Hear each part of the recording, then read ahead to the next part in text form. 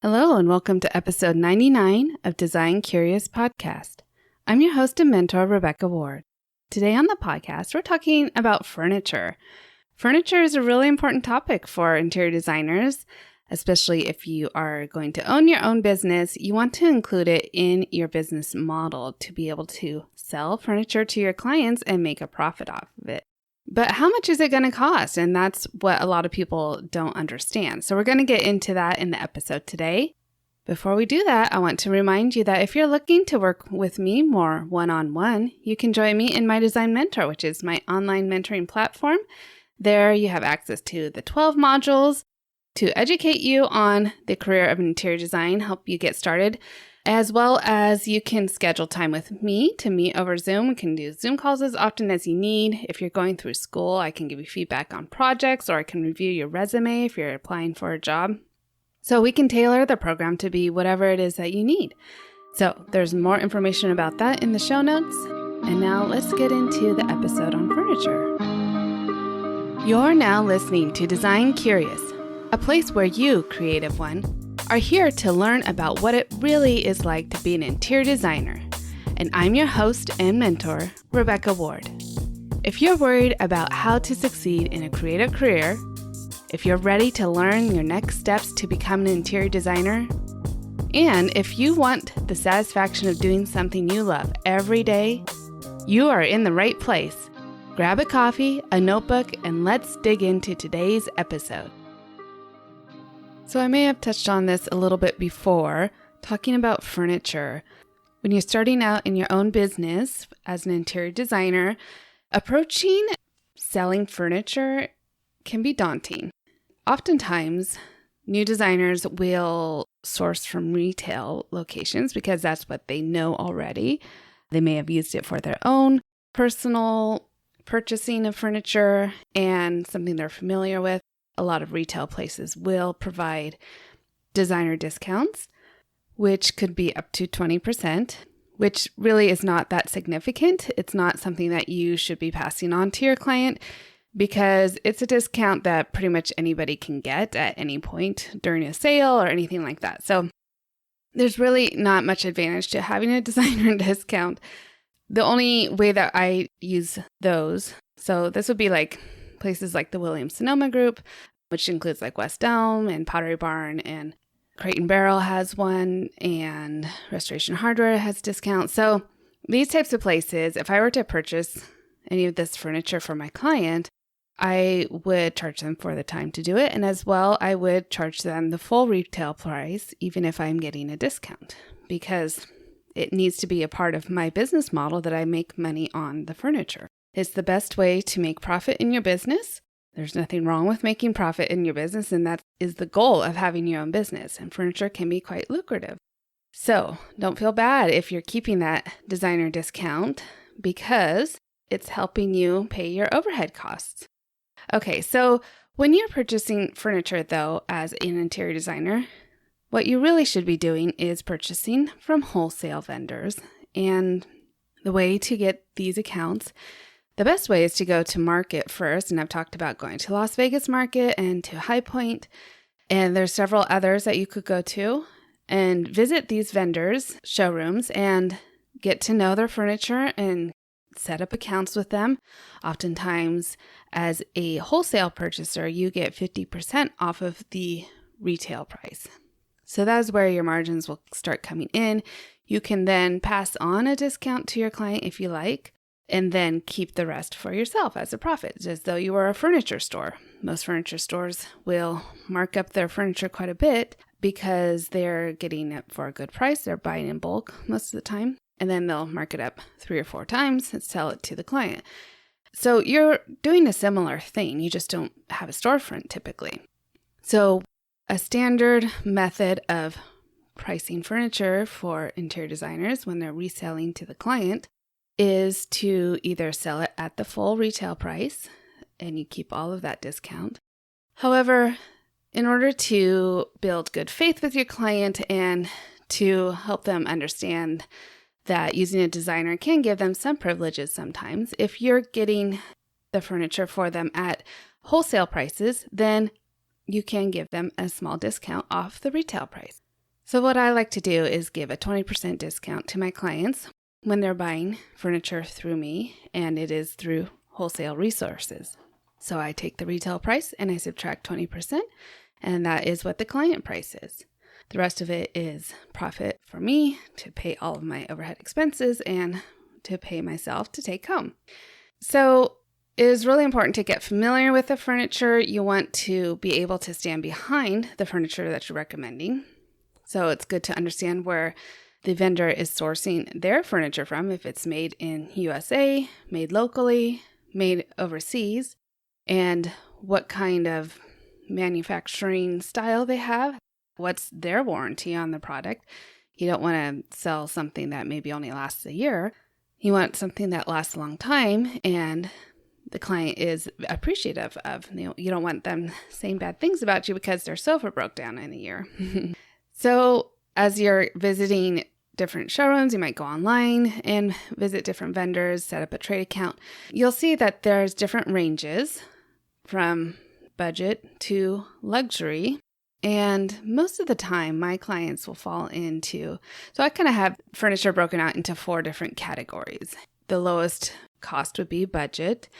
Typically, this is not anything that I am touching. This might be things that you're finding at IKEA and any other discount places where you're really trying to get a bargain on your furniture. And these are not places that designers are typically sourced from. But this is a line item that I include when I'm showing my clients, just so they know something to compare with if they were to go on their own. This is kind of like the category for maybe a college student, someone getting their first apartment and maybe doesn't have a lot of money. They still need to know their investment cost. So I've put together a lovely furniture investment guide, and it shows all of these 4 categories. And then we kind of tally up the different items you might want to purchase. So for example, in a living room, we have a sofa, coffee table, accent tables, an occasional chair, so that'd be like your side chair, an area rug, lamps, some art, wall decor, maybe a few faux plants, a few accessories, and some drapery.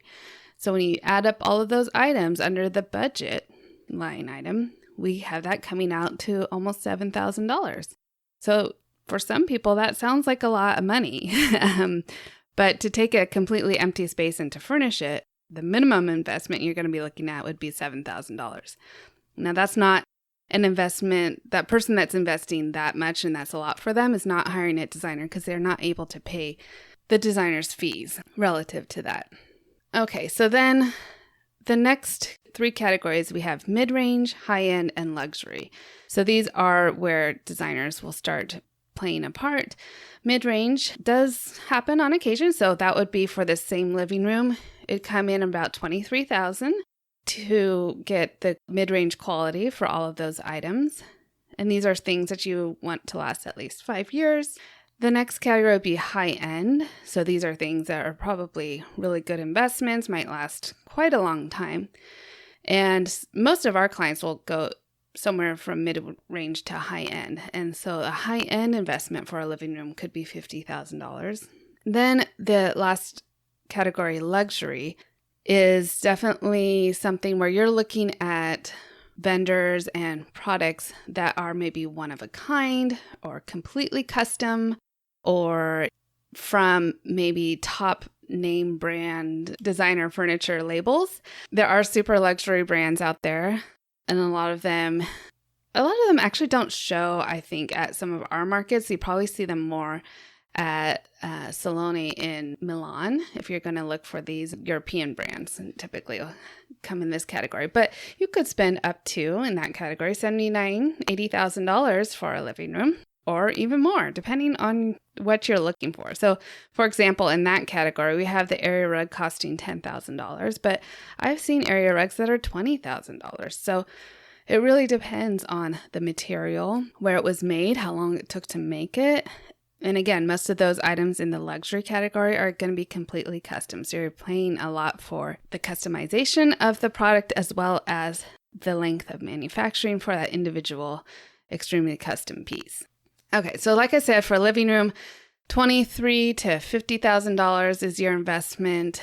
And dining room, mid-range, to high end is $15,000 to $27,000. A primary bedroom, it's say $17,000 to $33,000. And a home office could be $16,000 to $32,000. So when you're looking to furnish a whole house, it could easily get up to in the several hundred thousands of dollars just for mid-range to high-end. And a lot of people don't realize that if you're refurnishing or building a new home and you need to furnish it, you need to have a healthy budget for furnishing the home and including all those finishing details. You don't want to not have art on the walls because all of those finishing details help it to feel like a home. You don't want it to look like a museum or like a furniture showroom. You want it to look like home. So you really need to see it through to the end. Now, I can make this investment guide available to whomever would like it. I'll have it available for download in the show notes. So you can kind of take a look at it and modify it, use it for your own business. You'd like to share it with your clients. But it really helps give you an idea of what things can cost. And it's great to bring it with you during that initial consultation to have a conversation with the client to make sure that they are realistic about their budget. And you can kind of point out the different categories and say, well, is this what you were thinking? And if they were thinking that maybe only $7,000 for their living room, and you can tell them then like, well, that would mean that we're sourcing from all these discount places because it's really hard to find those types of deals. And you might even be looking at Facebook Marketplace or something like that because that's really not a category that they should be hiring a designer to do. So it really gives a good platform to have that budget conversation. It gives you a little more ammunition to really help them understand that they need to bolster their budget for the furnishings, or if they need to phase it out and do the construction first and then the furnishings later, they at least can have in mind like they need to save $150,000 for refurnishing their house. So I think this is a very important topic. Furniture is a great way for a designer to make money and to have it in their business model to charge for time, but as well as for product. So I want to make sure you know it so that you can have your business set up the right way and you can be making a profit.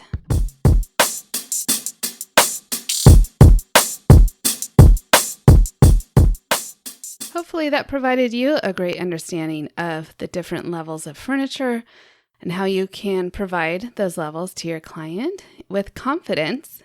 Just like every other budget, for construction budget, for design fees, it all adds up so quickly, more quickly than people realize. Humans are really bad at estimating what I've heard and what I've seen too.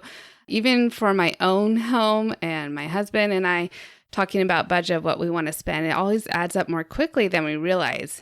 So I think it's great to have these guides to reference when your clients to help them set up their budget. So like I said, there's going to be a link to download that guide in the show notes. And that's it for this week. So next week is our 100th episode. I have something special planned for you, as well as a giveaway. So you're going to want to tune in next week. Make sure you do it during the week so you can know how to enter that giveaway, because that's only going to last for a week and we'll then call the winner. So don't be late listening to next week's episode. And until then, stay creative. Thanks for listening. If you love this episode, please leave a rating and a review. This helps me reach other curious creatives like you. If you have a topic request or would like to contact me, simply head over to my website, rwarddesign.com, or email me at podcast@rwarddesign.com.